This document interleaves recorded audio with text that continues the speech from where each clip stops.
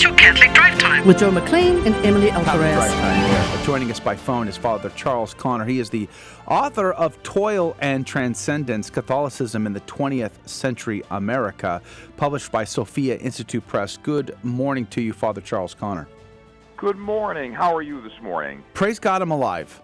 That's great, huh? That counts. It sure does. Now, one of the books that I was blessed to read in 2020 was your book on the Civil War, the Catholic Church during the time of the Civil War, which I found very fascinating. It's one of my subjects I like to read on is the Civil War era of the United States. And, of course, the Catholic Church's involvement in that I found very fascinating. And I felt like you didn't pull any punches there either. You know, all of the warts were still there, and you didn't cover them over. I thought that was really good. So this seems like, in many ways, a follow-up, this book, Toil and Transcendence, Catholicism in the 20th Century. To me, I haven't read it yet, but it feels, on the surface anyway, like a follow-up to your last book. Was that by design? Oh, absolutely. In fact, this Toil and Transcendence is the third in a trilogy. In other words, my first book was Pioneer Priests and Makeshift Altars, and that dealt with the Catholic Church in, we started off with English Catholicism and then took the English Catholicism to the New World and talked about Catholicism in colonial America and the Revolutionary era and the early national period and so forth. And then Faith and Fury picked it up, the Civil War book picked it up in mid-19th century, went through the war years and took it up to Reconstruction. So Toil and Transcendence really takes up the story in the late 19th century and goes as far as 1984. That's really as far as I thought I felt safe, if you will, going, because I finished on a high note, the opening of official diplomatic relations with the Vatican under Ronald Reagan's administration. Past 1984, you're getting closer and closer to current events, and it becomes harder for the historian, to judge objectively without turning it into a subjective judgment. And so I just thought it was a good and safe place to finish. So literally, I suppose you could say we talk about 100 years of United States Catholic history from the 1880s until the 1980s. Father Charles Connor is our guest. American history, from a Catholic perspective, I think is very fascinating. One of the issues was post-Civil War is the huge growth in Catholic population in America. Tell me about that. What was that growth, and what were the contributing factors to the Catholic growth post-Civil War? Oh, sure. Well, of course, the tremendous Catholic growth in the United States really had its origins prior to the post-Civil War era. You could trace it back certainly to the 1840s and 1850s, and some people would even go further back than that. But there was a tremendous immigration, first of all, from Ireland for economic reasons, and also from Germany for more, I would say, political reasons, Bismarck's Kulturkampf and all the rest. The Irish and the German Catholics really were the fundamental groups to build up the church in the United States. And then as we get into the later 19th century, the post-Civil War period and so forth, you have many immigrants from Italy. You have many of them from Eastern Europe in large numbers, so that by 1900, even before 1900, well into the late 19th century, you have to talk about the Catholic Church in the United States as the church really of the urban dweller, and a totally different configuration than the English Catholicism of Catholic colonial Maryland, which was a very, very well-to-do kind of a Catholic population. They've been well-to-do in England. Well, this is entirely different. The immigrants had to work their way up in this country, and they had to face intense anti-Catholic bigotry in the 19th century and all through the 20th century. And every period of this third book that I've just finished, traces in its particular period of time anti-Catholicism. So you could be talking about Grant's anti-Catholicism in the late 19th century. You could be talking about the Ku Klux Klan in the 19th century, in the 1920s rather. You could be talking about the Supreme Court decisions of the 1950s, and on and on. But anti-Catholicism is always raising its very ugly head in American society, and it proves the truth of a statement that was made by an American historian by the name of Arthur Schlesinger Sr. Senior and Junior were both historians by training. Jr. had he served in some capacity in Kennedy's administration. I honestly can't think of what it was now. But anyway, this would be Schlesinger Sr., his father, and excuse me, and he said, and he's oft quoted, that anti-Catholicism is the deepest-seated bigotry in the American people. Very interesting statement, and you see Schlesinger being proven true in era after era. It comes up in different ways. Well, this is the kind of thing Catholics have had to face in the history of the United States, and I would suspect many of our Catholic people today, because the Church has come so far, because we have entered an era of affluence, which hasn't necessarily been all that great for the faith, but because of the era and the times in which we're living, people are probably not very inclined to think today of all of the adversities, if you will, that our Catholic forebears in this country had to face over the various generations. So it is a story that absolutely must be told, I think, and I try to tell it in this book as I tried to in the previous two books. Father Connor, so I'm actually from Chicago. So in Chicago, we still have the churches standing that were built by the Polish, Italian, German, Irish immigrants. And, old timers in Chicago, when you ask them where they're from, they'll tell you their parish, because the Catholic culture is such a significant part of everyone's lives. But how did we go from this position of anti-Catholic prejudice when these first immigrants were arriving to a place where Catholics were influencing American culture so significantly that films were put out, such as Going My Way, The Bells of St. Mary's. Yeah. We really had such a significant influence on the culture. How did that transition happen? No question that we did, and really strength of numbers had a lot to do with it, because people are, while we had great adversity, people are not going to put down, obviously. They're going to try to improve themselves, and it's the question of one generation trying to do better for their family and to provide for their children and grandchildren in better fashion than they did. And Catholics were very economically successful. I think you can trace a lot of that, incidentally, to the immediate post-World War II era, because, as you recall, right after World War II, there was the passage of rather than giving you the formal name, we'll just call it the GI Bill of Rights.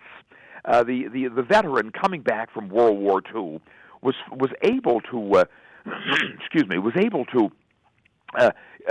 become more highly educated than anyone in his family had up to that point, with government funding, of course. So you had this massive exodus of World War II veterans going to college, oftentimes at night because they had to work all day, But it was a movement into a higher echelon branch than their Catholic forebears had ever known in this country. And tied in with that GI Bill of Rights, of course, was the flight to the suburbs. They wanted to create a better life for their children, for their grandchildren, and so forth, than they had experienced themselves. And with that came the entrance of the Catholics into the cultural relativism, and as Pope Benedict used to say so well, the era of the forgetfulness of God. I mean, Catholics are as much a part of that as anybody else in the country now. And really, you had the balancing that, you also certainly had the diminishment of mainline Protestantism. The large Protestant churches, the Protestant culture that America was, began to diminish. Catholics were increasing. Protestants, I think we can probably say, because of their acceptance as early as 1930, if not earlier, of contraception, were indeed decreasing in terms of their numbers. Catholics did not follow that secularistic trend until probably the 1970s or so, and they did it to their own detriment. But in any event, these are the kind of things, I think, that you would have to look to for why Catholics grew as much as they did. Now, you mentioned earlier, for example, the famous Bing Crosby movie. Well, we were doing very, very well, but those kind of movies and so forth have to be seen against the background in which they were made, and really in the era in which they were made, the Catholic faith was strong, it was vibrant, it was tremendous. The buildup of the physical plant was extraordinary. The parochial school system in the United States of America was the envy of the Catholic world. Teaching sisters by the thousands, and children were taught the faith really as they have not been taught the faith since. No question about that. I don't think. One author referred. I find this very interesting. He referred to the era of the decade, I should say, the 1950s, as the Catholic Church's Indian summer in the United States. That was not a bad way to put things, because really, it was so strong and so vibrant. And I mean, I'm an old man now. I remember the 1950s very, very well. Grew up in it, and I remember how strong the faith was. And very honestly, when you look at anytime from 1965 on, 65 to 70 and into the 1970s, we find the implementation of what was a glorious Vatican Council II being implemented and being put in the hands of very, very, very misdirected individuals. And because of that, of course, much travesty, much devastation, much exodus from the priesthood, from the religious life, and so forth, were the extraordinarily detrimental effects. So, that's a long answer to your question there. We're talking with Father Charles. The parish structure in Chicago, but it's still very good to hear that exists. It really is. Amen. We're talking with Father Charles Connor about his book, Toil and Transcendence, Catholicism in the 20th Century America. I in my collection at the home library, I have a book by Bishop John Spalding. Late 19th century bishop in Maryland. Lancaster Spalding. And I have his book, The Church of Liberty and Culture. And the first chapter of that book, you can almost feel the energy that he spoke with. There was such angst in the first chapter, and the remaining chapters are more of a survey of the situation. But in the first chapter, he was just railing against the anti-Catholicism of the 19th century, in particular, the party of the know-nothings, attacking priests and tar and feathering and vandalism and all the rest. And then I remembered, I think it was from your book on the Civil War, that the Archbishop in New York, Dagger John Hughes, yes, indeed, threatened the mayor of New York that should the know-nothings attack any one of the parishes in his archdiocese, that the Catholics would come out to riot. The city become a second Moscow. Yeah, so there was exact word. But I guess, and I want to bring that up to say, in our more recent times, in modern times, we've seen less and less speaking out from the hierarchy on anti-Catholicism. Whether it's today or even 10, 15 years ago, we're seeing less and less of that. How do you see that from a historical perspective? Is there any context there that we might be missing when we just look at the headline news and we ask ourselves as lay faithful, where are our bishops in all of this? Father Charles Connor. Oh, sure. Well, that's very true. And really, you even think back in our own time to John Cardinal O'Connor, who was Archbishop of New York, where he resonated, for example, the pro-life movement. Where are the strength of voices since the era of Cardinal O'Connor? You just don't hear them. There's been an embrace of the culture, and you mentioned John Lancaster Spalding. He was a very interesting figure, because he was the first bishop of Peoria, Illinois, of course. He came from an old and very, very distinguished Maryland, Kentucky family, and he was the nephew of Archbishop Martin J. Spalding of Baltimore. But in any event, John L. Spalding was one of the principal movers behind the development of the Catholic University of America in Washington, as was Cardinal Gibbons in Baltimore, as was John Ireland in St. Paul, Minnesota, and so forth. Bishop John Keene, who later went to Richmond, would be another one. And these men embrace the culture with such vigor, and such try to prove, of course, to the country at large they were as patriotically American as all their counterparts. In their day, they did a wonderful service, but many of the communio-minded theologians today seem to be challenging that overly enthusiastic embrace of American culture and saying, well, was it the most prudent thing? Well, those men thought it was in their era, and perhaps it's unfair to judge them by this era, but so much of an embrace of the culture, as we trace how the culture evolved decade after decade after decade, may, in a certain degree, leave us with the predicament we find ourselves in today. Very possible. Father Charles Connor is our guest. We're talking about his book, Toil and Transcendence, Catholicism in the 20th Century. It's published by Sophia Institute Press. By the way, we're linking to the book if you want to find that. You can go to Sophia and search for it for sure, but we put a link to the book itself on our live video feed over at facebook.com/GRN online, and I would encourage you to check that out. I found also fascinating this reference, and again, I haven't yet read this book. I am looking forward to it, but I found a reference to the Venerable Fulton Sheen, one of the greatest preachers in the church's history in America, for sure. And so many of us were so disappointed when his cause was delayed and hasn't yet moving forward. I recently obtained a wonderful relic of the Archbishop, and so we proudly have that as a part of our devotion at the house. But you have his stories of converting people, his stories of bringing people back into the faith or into the faith at all are really, really incredible.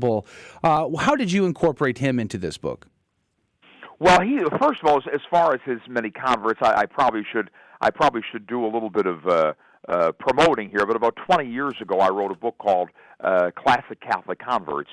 And it was published by Ignatius Press. I have a full chapter in that book simply on the converts of Archbishop Fulton Sheen.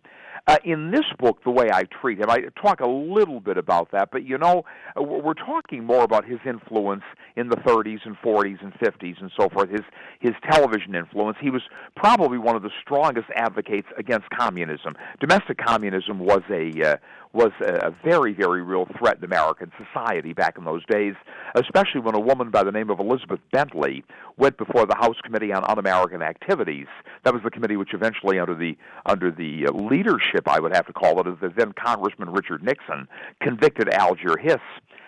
In any event, Elizabeth Bentley went before them and testified about all these communists who were purportedly working in the government. She incidentally became a Catholic and was received into the church by Fulton Sheen many years later.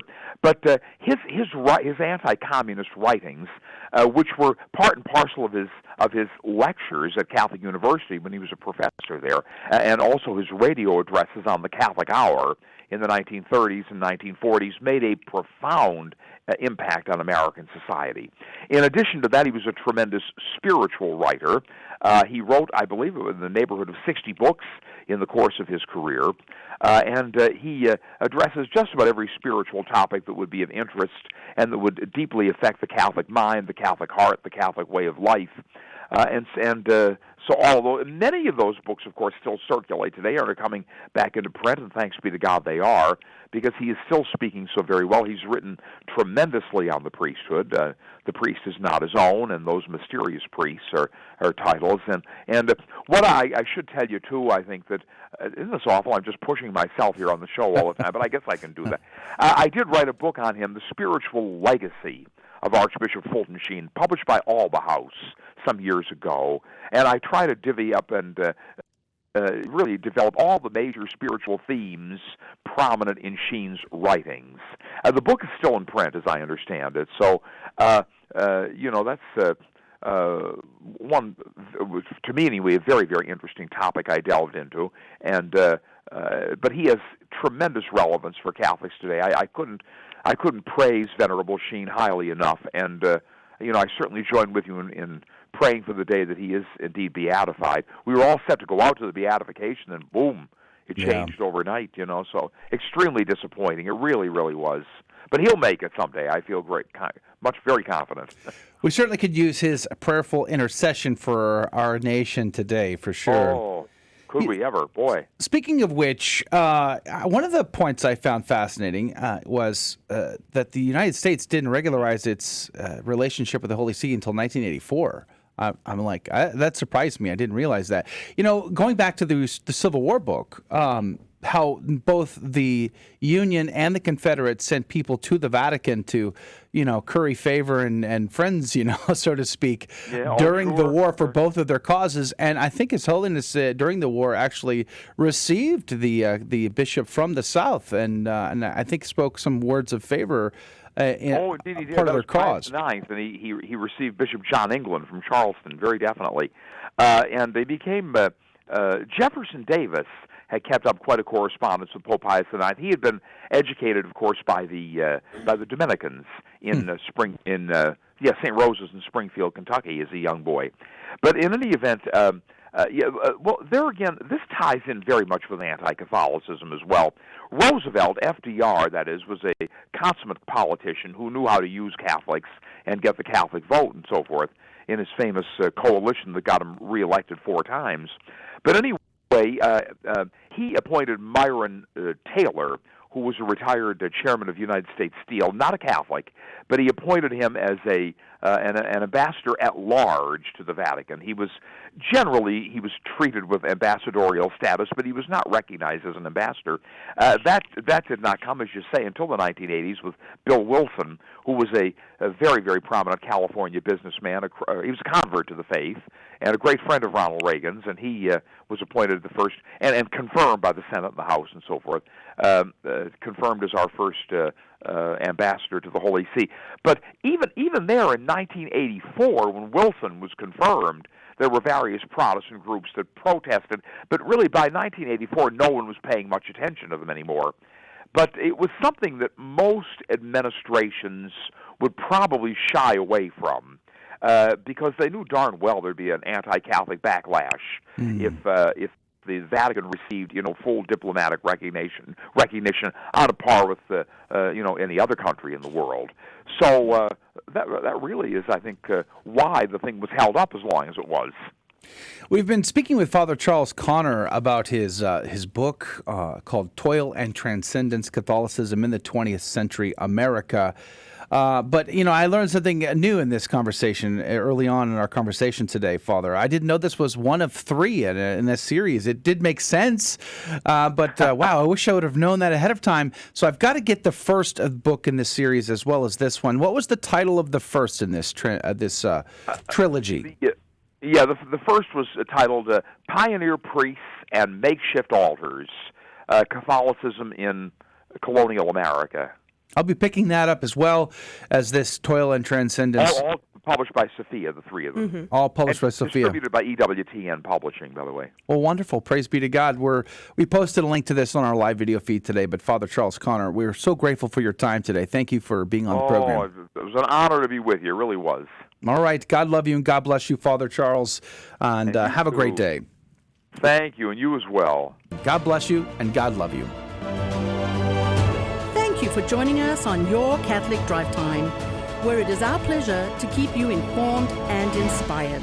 Join us Monday through Friday at the same time, right here on your favorite Catholic radio station. Don't forget to connect with us. Just go to facebook.com/Catholic Drive Time. Again, that's facebook.com/Catholic Drive Time. Be sure to share more than just us today. Share Jesus with everyone you meet. Bye now, and God love you.